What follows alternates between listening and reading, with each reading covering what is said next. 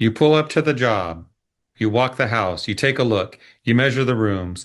You write a clean, fair, professional proposal. And then your prospect looks you dead in the eye and hits you with the five most expensive words in our industry. What are those words? You've heard them before. Let me think about it. Whew, that hurts. You know what that really means. Or maybe you heard the all-time classic, and we're going to just go with statistics here with what the surveys say. Usually, when you work in a home, you're dealing with the woman of the house, so she'll say, let me ask my husband. Here's the truth nobody wants to hear. They're usually not going to think about it. And half the time, the husband doesn't even have an opinion about the carpet. He's in the garage hoping no one asks him anything. This is Take 5 with Cleanfax. Real talk, real lessons in just 5 minutes.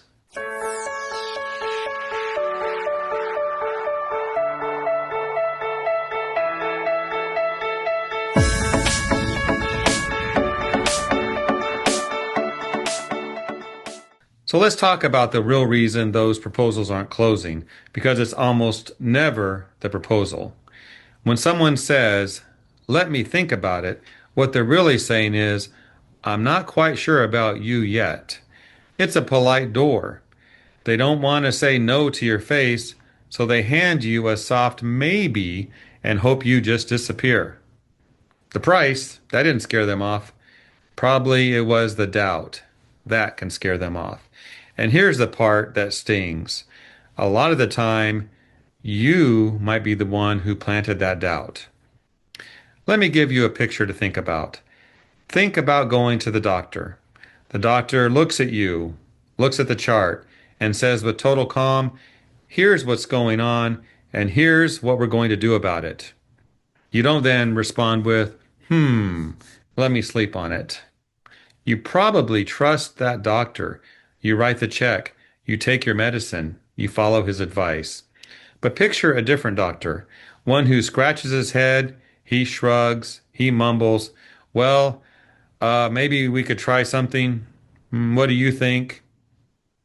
What are you doing now? You're heading for the parking lot.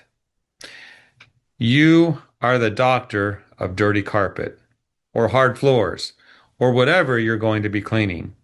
You are the specialist in that house. So diagnose the problem with confidence and prescribe the fix like you've done 1,000 times, because you have.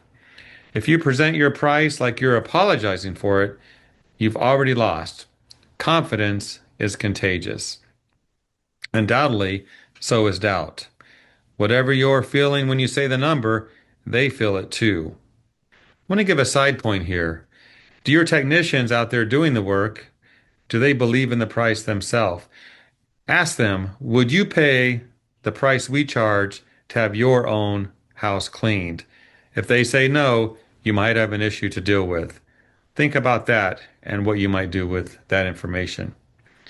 Now, here's the second piece, and it might be the bigger one. People don't do business with proposals.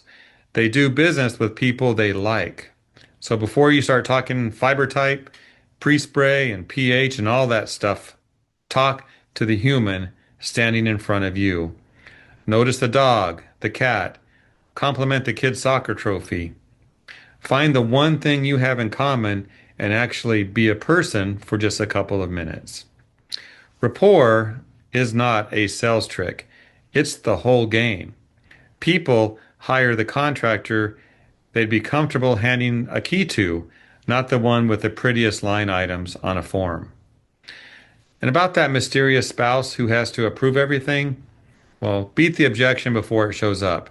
Perhaps earlier in the process, you might ask, is there anyone else who should be part of this decision?